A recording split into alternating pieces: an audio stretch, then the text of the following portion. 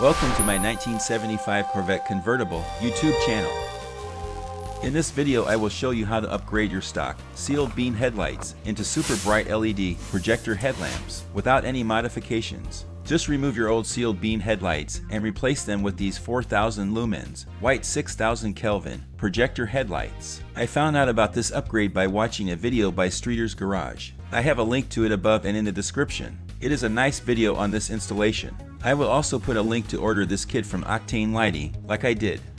It took less than a week to get my kit and it cost me $216 with shipping. Here is the box I received from UPS. I carefully opened the box.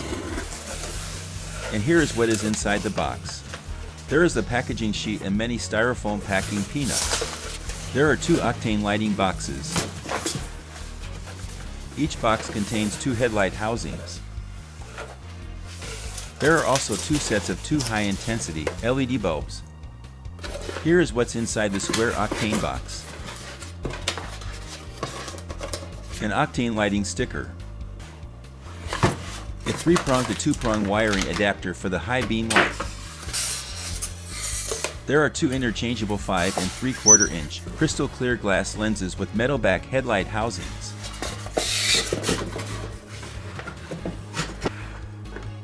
The LED bulb package contains 2 high-intensity LED towers. These towers have a fan at the base to keep them from overheating.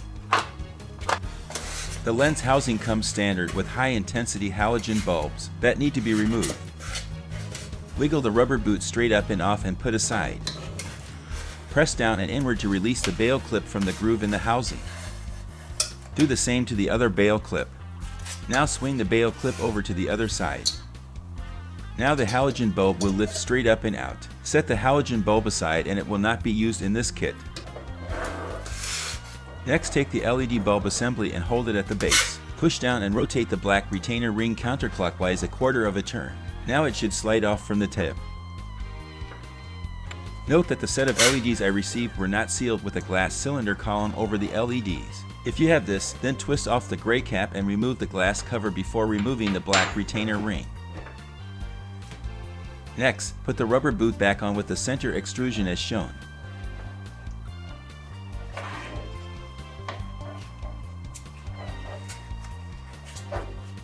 Push the rubber boot all the way back, out of the way, to allow it to fit in the module. Now take the black retainer ring with the 3 side tabs at the bottom of the ring and slide over the top of the LED pillar. Note the tab that is at 12 o'clock and the other 2 tabs at 5 and 7 o'clock. The 12 o'clock tab should be at the top and the cable should be at the bottom in the 6 o'clock position. Push the locking ring down and rotate clockwise 1/4 of a turn. Make sure the LED cable is lined up with the entrance of the bail clip. Set the LED assembly into the module.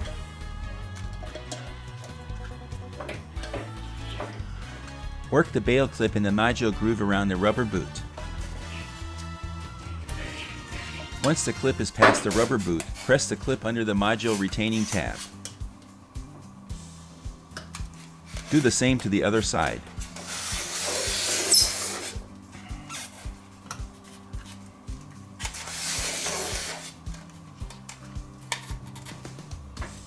Now with both sides of the bail clip in place, push down the rubber boot to fit securely against the module's metal back.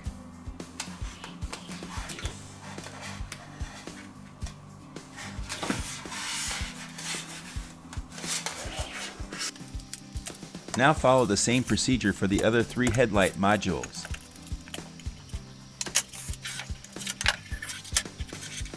It would sure be nice if I could work this fast all the time. Note that I have rubber gloves on to prevent my skin oils on the LED tower. That could cause a temperature gradient and shorten the life of the light. After all 4 headlight housing have the high-intensity LEDs installed, it is time to take out the old sealed beam lights. You will need to have the headlights up to do this. I had previously made the conversion from vacuum-actuated headlights to electrical. See my video on how to do this. I included the feature to pop up the headlights from a manual override switch at the front grille. These are the 4 screws that need to be removed to remove the headlight bucket. Here's the 4th one. So now take these screws out.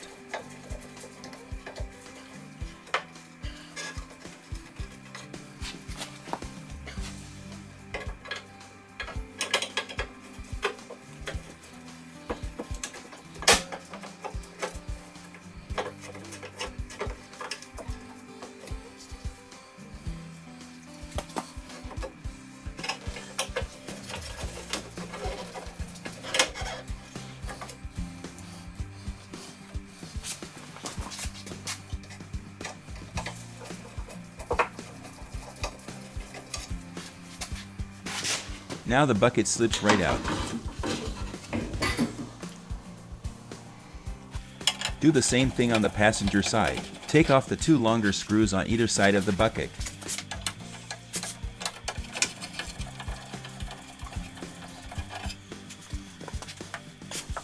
And then the 2 in the middle, which are the short stubby screws.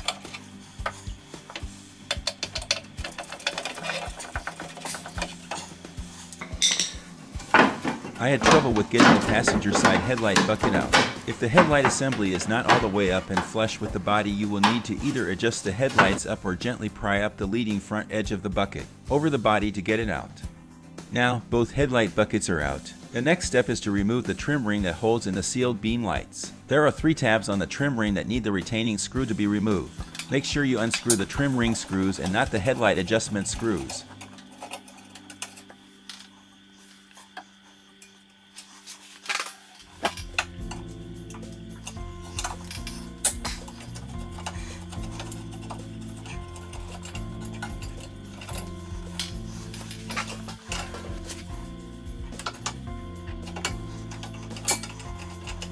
With all 3 trim ring screws removed, the trim ring comes right off.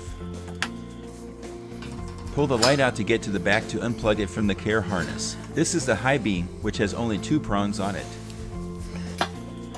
Do the same thing for the low beam light. Remove the 3 trim ring screws. In this view you can see the adjustment screws. Be careful not to touch them or you will have to readjust your headlights. Although, with these super bright headlights, this might be a good time to make sure your headlights are correctly aligned to prevent blinding oncoming night traffic. The 3rd trim ring screw comes out. Unplug the low beam light. It has 3 prongs on it. Next, we install the new headlight modules that we just put together. This is a low beam module. Plug in the new headlight module into the 3-prong stack wiring harness. Feed the new module harness back through the opening at the back of the headlight housing.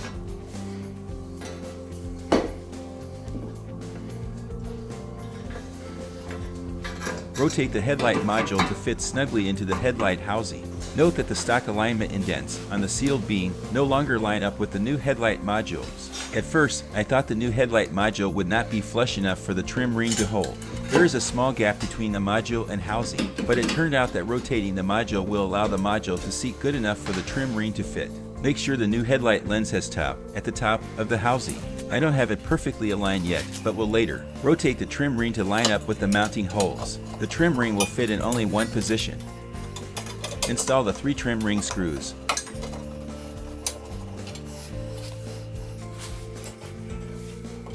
Now hook up the high beam module. You need to attach the 2-prong to 3-prong pigtail for the 2-prong stock wiring harness to connect to the new 3-prong high beam module. Plug in the new module into the pigtail.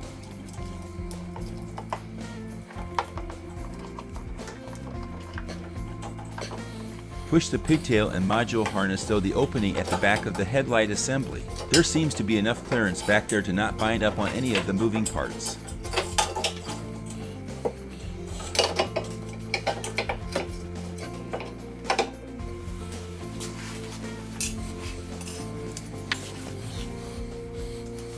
Rotate the trim ring again to line up with the mounting holes and screw in the 3 screws.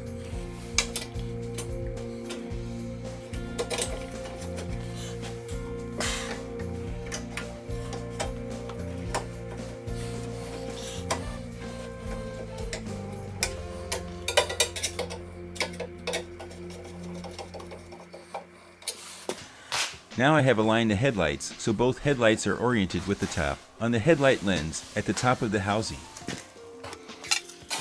Reattach the headlight buckets.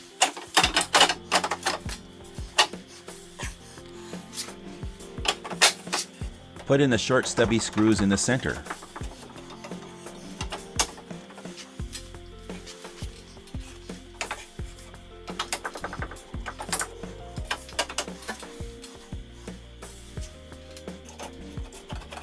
The 2 longer screws go on the outside of the buckets.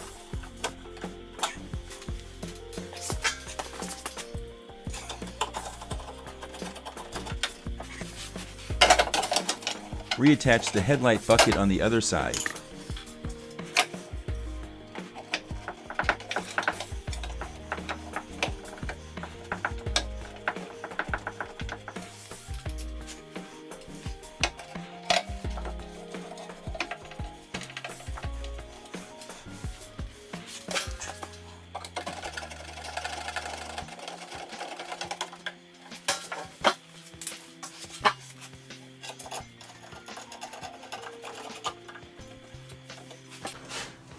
Before we test it, this is how the original sealed beam headlights look. These are the low beams. These are the high beams. They look fairly bright here. I moved the camera off to the side because I was concerned the new high intensity headlights would damage my camera's sensor. Again, low beams and high beams. You can see the new headlights are much bluer and brighter. With the new headlights on, you can barely hear the fan motor at the base of the LED tower to keep them from overheating. Let's take a test drive to compare the original sealed beam headlights on the top of the screen and the new high-intensity LED headlights on the bottom of the screen. As you can see, holding the camera steady while driving at night is not one of my skills.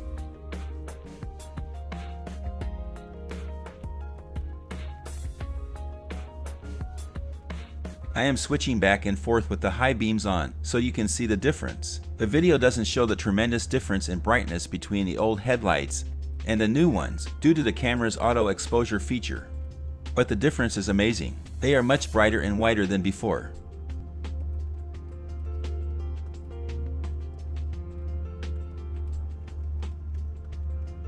It is great now to be able to see clearly at night with this headlight upgrade. Thank you for watching this video all the way to the end. I will have more videos working on my 1975 Corvette convertible.